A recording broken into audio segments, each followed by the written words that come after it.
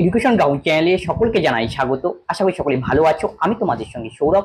আজকে আমরা WB SSC group D এবং গ্রুপ সি একটি ম্যাথ এবং জিকের উপরে সেট নিয়ে আলোচনা করবো। এরকম আমরা একাধিক ক্লাস দিয়েছি ডাব্লিউবি এসএসসি গ্রুপ ডি এবং গ্রুপ সি সংক্রান্ত, এবং আরআরবি এনটিপিসি সংক্রান্ত বিভিন্ন ক্লাস দেওয়া রয়েছে, এবং আন্ডার গ্রাজুয়েট লেভেলও ক্লাস রয়েছে। যাদের প্রয়োজন তারা দেখতে পারো। আশা করি সেই ক্লাসগুলি তোমাদের আসলে যে কোনো পরীক্ষার জন্যই হেল্পফুল হবে। তবে ক্লাস শুরু করছি। প্রথম যে এখানে কোশ্চেন রয়েছে সেগুলো ম্যাথের উপরে। সুরেশের বয়স কিরণের বয়সের দ্বিগুণ, তাদের বয়সের সমষ্টি 24 বছর হলে সুরেশের বয়স কত? সুরেশের বয়স হলো কিরণের বয়সের দ্বিগুণ। তাহলে সুরেশ আর কিরণের বয়সের মধ্যে রিলেশন দেওয়া রয়েছে। এস কিরণের দ্বিগুণ, তাহলে কিরণকে আমি যদি 1 ইউনিট ধরি তাহলে সুরেশের বয়স হবে কিরণের দ্বিগুণ, তার মানে সুরেশের বয়স হবে দ্বিগুণ। এই হলো রেশিও তাদের। তারপরে বলছে তাদের বয়সের সমষ্টি 24 বছর। সমষ্টি মানে দুটোর বয়সের যোগফল, তাহলে এই দুটোকে যোগ করলে হবে আমাদের 24। 2 একে 3, 3 এর ভ্যালু হলো 24। তাহলে 1 এর ভ্যালু আমরা এখান থেকে বের করলাম 8। আমাকে বের করতে বলছে সুরেশের বয়স কত। সুরেশ মানে এখানে 2, 2 এর ভ্যালু আমাকে বের করতে হবে। তাহলে 1 এর ভ্যালু 8 হলে 2 এর ভ্যালু হবে 8 দোকানে 16। তাহলে সুরেশের বয়স হবে 16 বছর। অপশনে এখানে আমাকে জিজ্ঞেস করতে যদি কিরণের বয়স কত, তাহলে আমরা 1 এর ভ্যালু বের করতাম, সেই ক্ষেত্রে অ্যান্সার হতো 8 বছর। কোন খাল প্রশান্ত ও আটলান্টিক মহাসাগরকে সংযুক্ত করেছে? প্রশান্ত এবং আটলান্টিক মহাসাগরকে সংযুক্ত করেছে পানামা খাল। আর সুয়েজ খাল হলো ভূমধ্য সাগর এবং লোহিত সাগরের মধ্যে। ভূমধ্য সাগর আর লোহিত সাগর। এই সুয়েজ খালটাকে ওপেনিং করা হয়েছে 1869 সনে।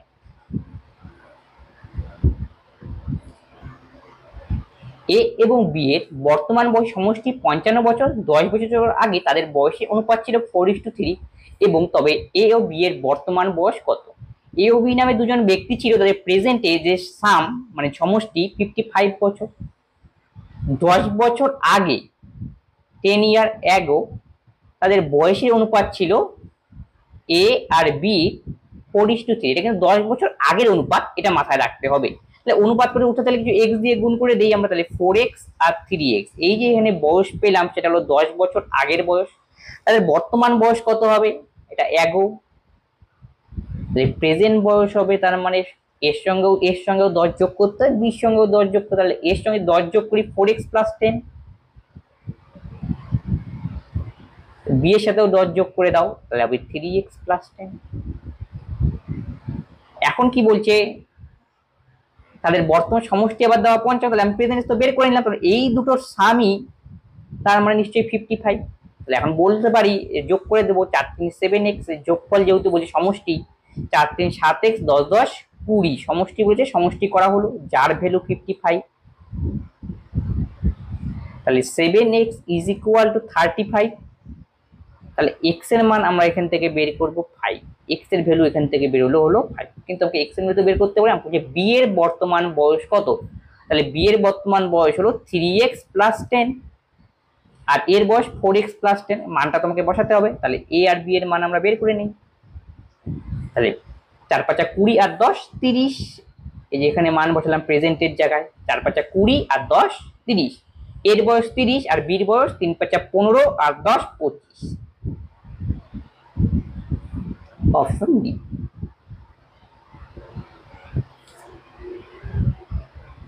মেগাস্তেনি রচিত ইন্ডিকা গ্রন্থ থেকে কোন বংশের ইতিহাস জানা যায়? মৌর্য বংশের ইতিহাস সম্পর্কে জানা যায়।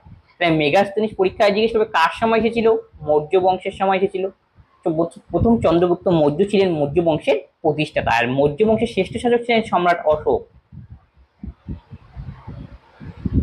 মৌর্য বংশের শ্রেষ্ঠ শাসক।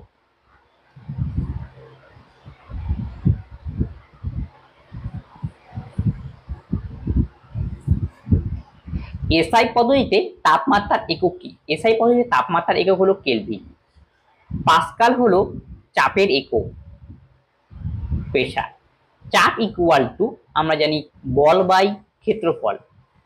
চাপের একক আমরা এখান থেকেও বলতে পারি নিউটন পার মিটার স্কয়ার, অথবা বলতে পারি ডাইন পার মিটার স্কয়ার। এই নিউটন পার মিটার স্কয়ারকেই বলা হয় পাস্কেল। চাপ গেল, কেলভিন তো তাপমাত্রার একক, তাপমাত্রার এসআই একক কেলভিন। এছাড়াও তাপমাত্রার একক আমরা ব্যবহার করি ডিগ্রি সেন্টিগ্রেড, ডিগ্রি ফারেনহাইট। আর ডিগ্রি আর ফাইনাল সম্পর্ক রয়েছে সেটা হলো C/5 is equal two F minus 32/9। এটা হলো ডিগ্রি সেন্টিগ্রেড এবং ফাইনাল স্কেলের মধ্যে সম্পর্ক। আরেকটা স্কেল রয়েছে কেলভিন স্কেল, পরীক্ষা আসতে পারে তাপমাত্রার একক কি kelvin. Kelvin equal to formula হলো T equal to T degree centigrade plus 273। তার মানে যদি তোমাকে বলে 0 degree centigrade is equal to কত কেলভিন, তাহলে 0 ডিগ্রি সেন্টিগ্রেড মানে T এর জায়গায় 0 বসাবো, 0 এর সঙ্গে 273 যোগ করো, 273 কেলভিন। আর নিউটন এবং ডাইন দুটি হলো বলের একক, ফোর্স, তাহলে ফোর্সের একক নিউটন এবং ডাইন। আবার এখান থেকে মনে রাখো 1 newton is equal to 10⁵ dyne.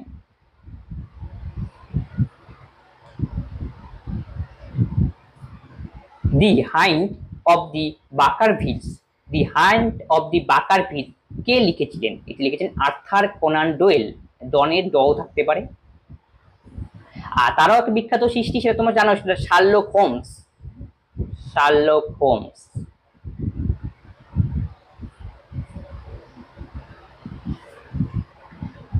The strange case of doctor Jekyll and mister Hyde কে লিখেছিলেন?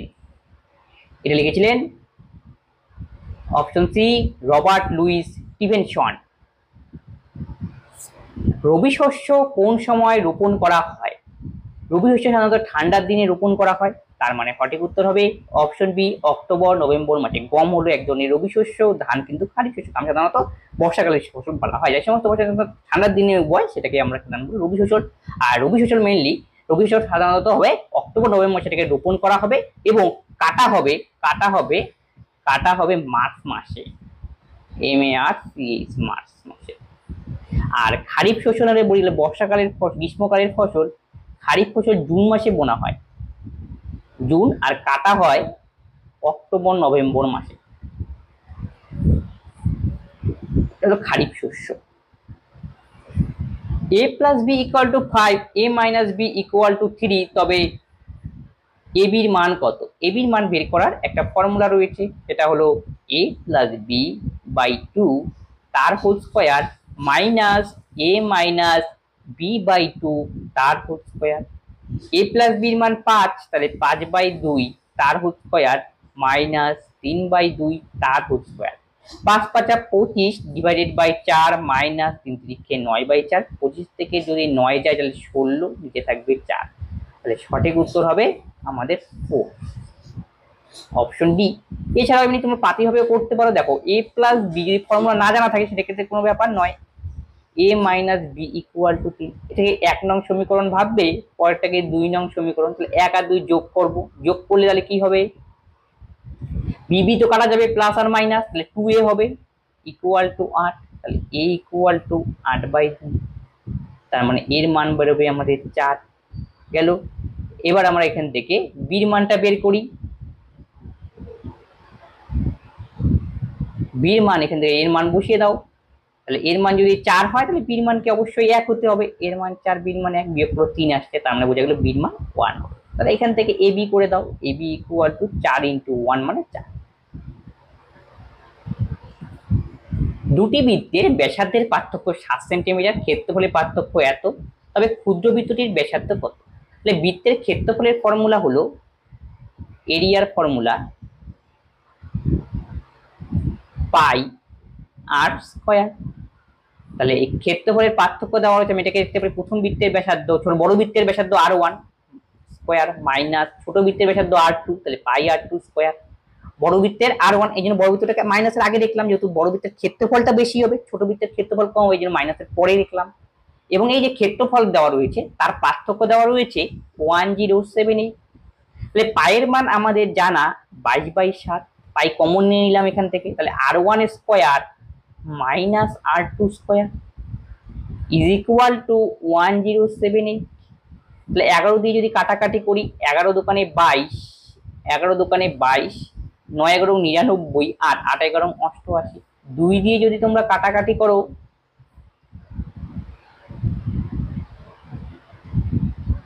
কাটাকাটি করলে 2 দিয়ে হবে 49। তাহলে R1 square minus R2 square is equal two 49 গুণন 60। আবার দেখো এটা a স্কোয়ার মাইনাস b স্কোয়ারে যাচ্ছে, তাহলে এখানে বলতে পারি R1 plus R2 into R1 minus R2 is equal two 49 into 7।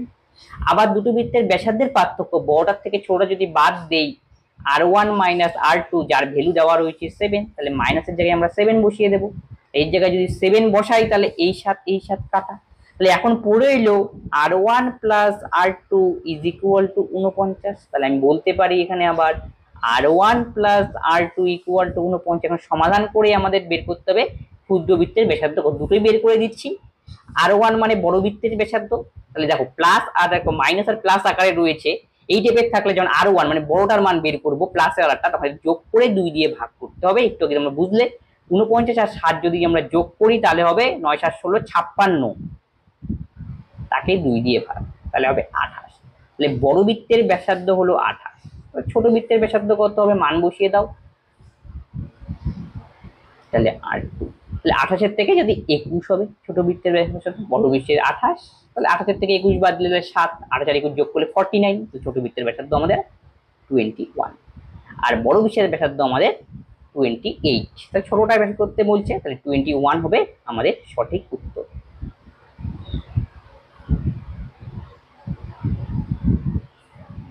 Option. আর বড় বৃত্ত বললে আমরা অ্যান্সার করতাম 28।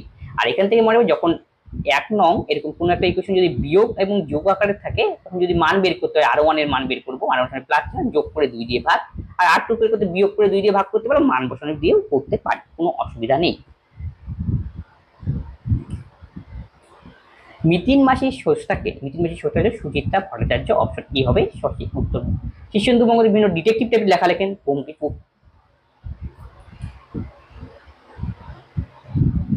পাল বংশের প্রতিষ্ঠাতা কে? পাল বংশের প্রতিষ্ঠাতা গোপাল, তিনি ছিলেন পাল বংশের প্রতিষ্ঠাতা। পাল বংশের শ্রেষ্ঠ সম্রাট ছিলেন অন্যতম, তিনি হলেন শ্রেষ্ঠ সম্রাট যদি বলা হয় অন্যতম, তিনি হলেন ধর্মপাল। এই ধর্মপালের সময় বিক্রমশিলা বিশ্ববিদ্যালয় স্থাপিত হয়েছিল। বিক্রমশিলা। জেলার মুখ্য রাজস্ব আদায়কারী কে? জেলার মুখ্য রাজস্ব আদায়কারী হলেন জেলা শাসক। অপশন এ হবে সঠিক উত্তর। সংসদের 0 আওয়ার বলতে কোন সময়কে বোঝানো হয়? 12 থেকে 11টা পর্যন্ত সময়কে বলা হয় 0 আওয়ার। এই সময় গুরুত্বপূর্ণ ব্যাপারকে ডিসকাশন করা হয়। দুটি সংখ্যা লসাগু এবং গসাগু যথাক্রমে 36 এবং 6, একটি সংখ্যা 12 হলে অন্যটি কত? দুটি সংখ্যার লসাগু, একটা লসাগু দেওয়া রয়েছে 36 এবং গসাগু দেওয়া রয়েছে 6, আর একটি সংখ্যা দেওয়া হলো 12, আমাকে বলছে অপর সংখ্যা কত। এর একটা ফর্মুলা রয়েছে, লসাগু গুণন গসাগু ইজ ইকুয়াল টু সংখ্যাদ্বয়ের গুণফল। তাহলে আমাদের একটি সংখ্যা বের করতে হবে, তাহলে আমি ফর্মুলা আকারে মনে রাখবো লসাগু গুণন গসাগু বাই একটি সংখ্যা। লসাগুর মান আমাদের 36 আর গসাগুর মান আমাদের 6 আর এর মান 12, 3 12 36, 3 6 18। Option A. ঘন্টায় 54 কিলোমিটার বেগে একটি ট্রেন 70 মিটার লম্বা সেতু অতিক্রম করে, 30 সেকেন্ডে ট্রেনটির দৈর্ঘ্য কত? তাহলে ঘন্টায় 54 কিলোমিটার পার আওয়ার, তাহলে ট্রেনের স্পিড দেওয়া রয়েছে 54 কিলোমিটার পার আওয়ার। তাহলে একে যদি মিটার পার সেকেন্ডে আনি তাহলে 5/18 দিয়ে আমাকে গুণ করতে হবে। কিলোমিটার পার আওয়ার থেকে মিটার পার সেকেন্ডে আসলে 5/18 উল্টা করতে গেলে তখন 18/5। 3 8 54, 3 5 15 মিটার পার সেকেন্ড। ট্রেন যখন একটা সেতুকে অতিক্রম করবে তখন মনে রাখতে হবে ট্রেনের সঙ্গে সেতুর দূরত্বটাকে আমাকে অ্যাড করে নিতে হয়। ট্রেনের লেন্থ এখানে দেওয়া রয়েছে 270, কিন্তু সেতুর লেন্থ আমাদের দেওয়া নেই, এটাকে আমি x ধরে নিলাম। তাহলে কত সময় অতিক্রম করে? 30 সেকেন্ডে। তাহলে এখানে আমরা কি বের করলাম, একটা সেতুকে একটা ট্রেন 30 সেকেন্ডে অতিক্রম করে, তার মানে এখানে ডিস্টেন্স বাই টাইম করা হয়েছে, তার মানে স্পিড। এখানে কার স্পিড? ট্রেন অতিক্রম করছে, ট্রেনের স্পিড আমরা বের করলাম, আর ট্রেনের স্পিড দেওয়া রয়েছে 15, এই যে প্রশ্ন অনুসারে।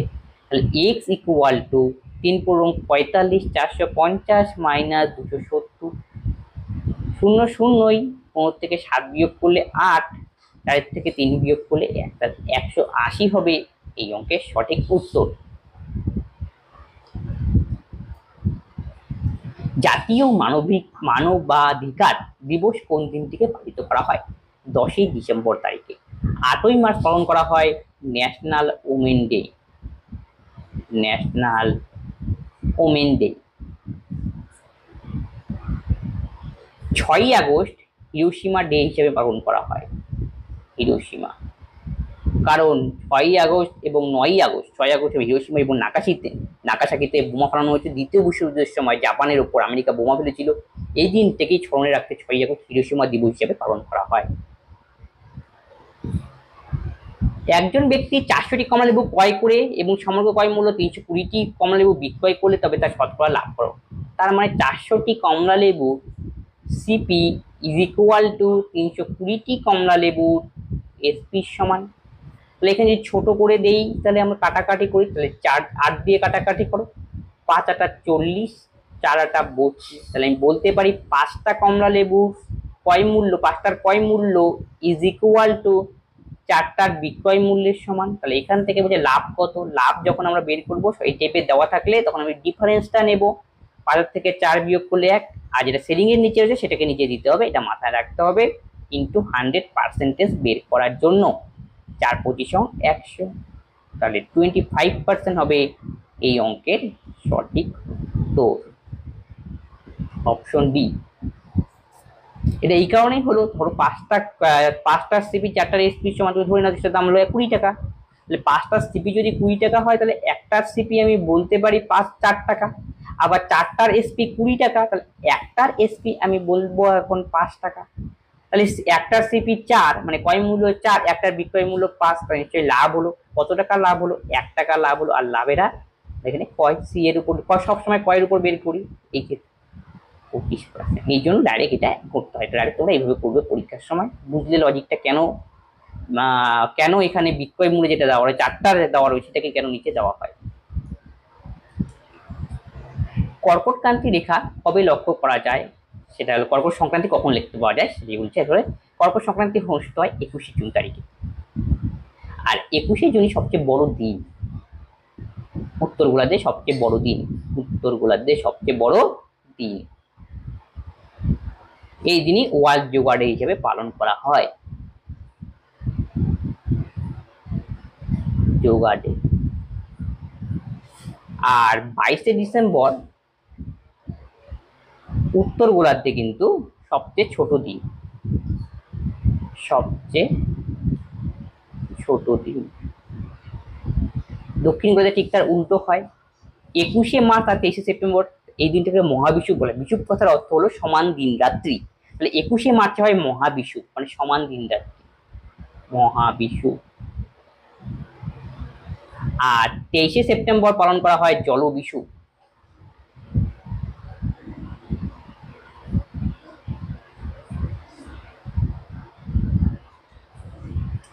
মৌসিনরাম জায়গাটি কোন রাজ্যের অন্তর্গত? মৌসিনরাম রাজ্যের জায়গাটি দেখতে পাওয়া যায় মেঘালয়। মেঘালয়ের রাজধানী হলো শিলং। এই শিলং একটি বৃষ্টিচ্ছায় অঞ্চল। আর মৌসিনরামে সবচেয়ে বেশি বৃষ্টিপাত হয়, সবচেয়ে বেশি বৃষ্টিপাত হয়, বৃষ্টিপাত হয়। পি.এন. ঠাকুর ছদ্মনাম কার ছিল? রাসবিহারী বোস। রাসবিহারী বোস ইন্ডিয়ান ইন্ডিপেন্ডেন্স লীগ স্থাপন করেন। ইন্ডিয়ান ইন্ডিপেন্ডেন্স লীগ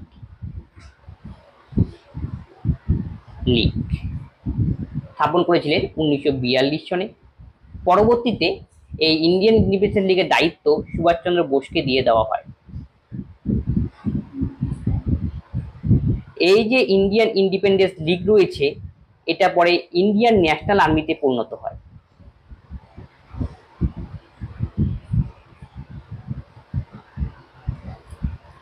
শ্রীনিবাস রামানুজন ছিলেন একজন বিখ্যাত গণিতজ্ঞ।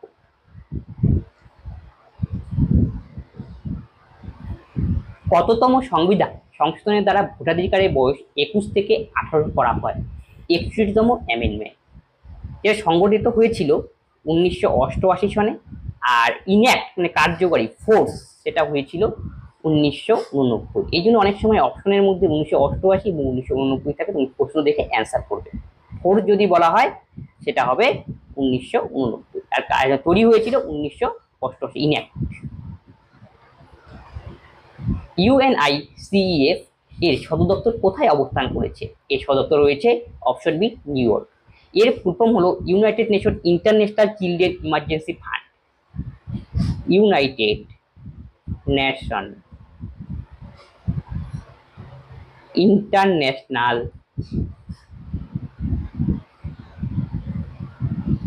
চিলড্রেন ইমার্জেন্সি ফান্ড,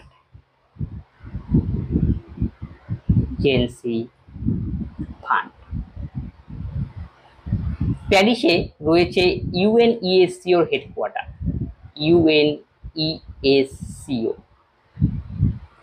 ঢাকাতে সার্কের যে চার্টার সে তার সাইন হয়েছিল, সার্কের চার্টার সাইন হয়েছিল যে প্রতিষ্ঠা হবে এর জন্য সাইন, সেটা হয়েছিল ঢাকাতে, এটা মনে রাখবে। কিন্তু সার্কের হেডকোয়ার্টার রয়েছে নেপালের কাঠমান্ডু।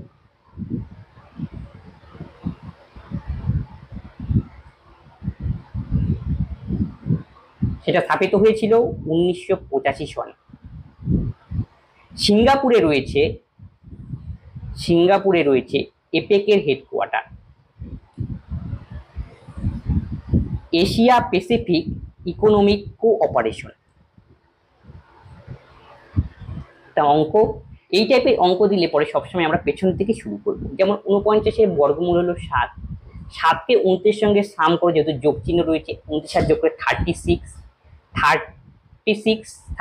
আবার বর্গমূল করতে হবে, তাহলে বর্গমূল করলে 6, 6-এর সাথে 19 যোগ করলে 25, এর বর্গমূল করলে 5, 5কে 11-এর সাথে যোগ করলে হবে 16, 16-এর বর্গমূল করলে 4, 4কে আমরা 5-এর সাথে যোগ করবো, তাহলে 9, 9-এর বর্গমূল করতে হবে। আলটিমেটলি এটা মুখে মুখে করাই সবচেয়ে ভালো, এরপর এটা টাইম নষ্ট হয়। 3 অপশন ডি। দুটি সংখ্যার সমষ্টি 13 এবং বিয়োগফল 3 হলে বৃহত্তম সংখ্যাটি কত? দুটি সংখ্যার সমষ্টি মানে a প্লাস b আমি ধরলাম, যার মান দেওয়া রয়েছে 13 এবং বিয়োগফল দেওয়া রয়েছে 3, তাহলে বৃহত্তম সংখ্যাটি কত, বড়টা কত, মানে এর মান আমাকে নির্ণয় করতে হবে। একটু আগে এটা শেখানো হলো, যখন যোগ আর বিয়োগ আকারে থাকবে এরকম a plus b, a minus b আকারে, তখন এর মান আমাদের বিয়োগ করার টেকনিক কি, যেহেতু এর সামনে প্লাস আর নিচেরটারও এর সামনে প্লাস, তার মানে দুটো যোগ করে 2 দিয়ে ভাগ, 13 আর 3 যোগ করলে 16, তাকে 2 দিয়ে ভাগ করো, তাহলে হবে 8।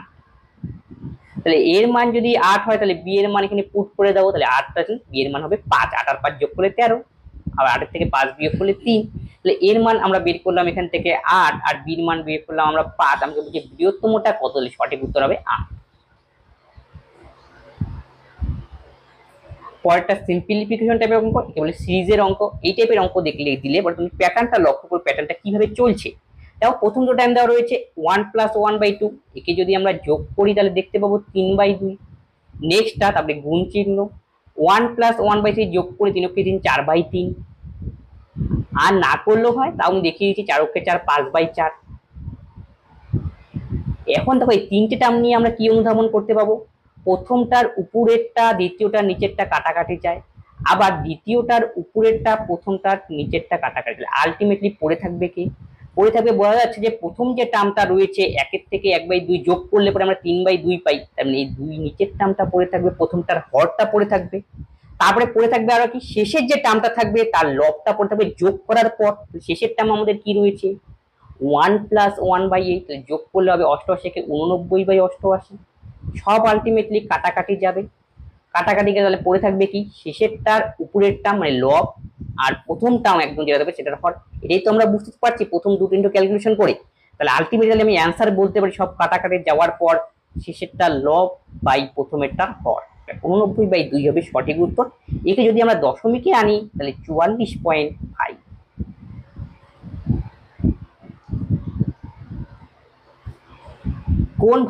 কোথায় ভারতের প্রথম পিঙ্ক বল টেস্ট অনুষ্ঠিত হয়েছিল? এর সঠিক উত্তর হবে ভারতের, কিন্তু সেটা বলা হয়েছে ইডেন গার্ডেন 2019 সনে ইন্ডিয়া এবং বাংলাদেশের মধ্যে।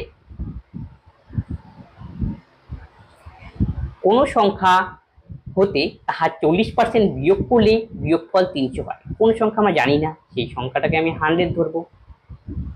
এখন বলছে সেই সংখ্যার 40%, তাহলে 140% করে 40ই হবে।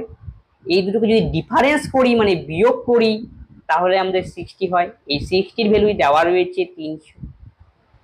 তাহলে একের ভ্যালু আমরা এখান থেকে বের করব 5। আমাকে বলছে মেইন সংখ্যাটা কত ছিল, তার মানে 100 এর ভ্যালু আমাকে বের করতে হবে। তাহলে সঠিক উত্তর হবে 500, অপশন এ। আজকে ক্লাসে এই 29খানায় কোশ্চেন, অঙ্ক এবং জিকে মিলিয়ে সেগুলো সলভ করা হলো। যদি কোনো কোশ্চেনে তোমাদের ডাউট হয় অবশ্যই তোমরা কমেন্ট বক্সে কমেন্ট করবে, বন্ধুর সঙ্গে এই ক্লাসগুলি শেয়ার করে দাও, সকলেই এই ক্লাস থেকে কিছু না কিছু উপকৃত হয়। তবে আজকে ক্লাস আমরা এখানেই শেষ করছি, পরের ভিডিওতে আবার দেখা হচ্ছে। ধন্যবাদ।